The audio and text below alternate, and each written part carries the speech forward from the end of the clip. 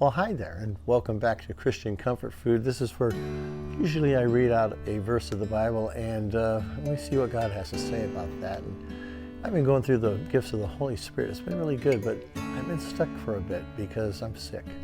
And I just wanted to let you know that. In James chapter 5, verse 15, here's what it says about that. And the prayer offered in faith will make the sick person well, and the Lord will raise him up. Yeah, could you please pray for me that God gets rid of this bronchitis condition?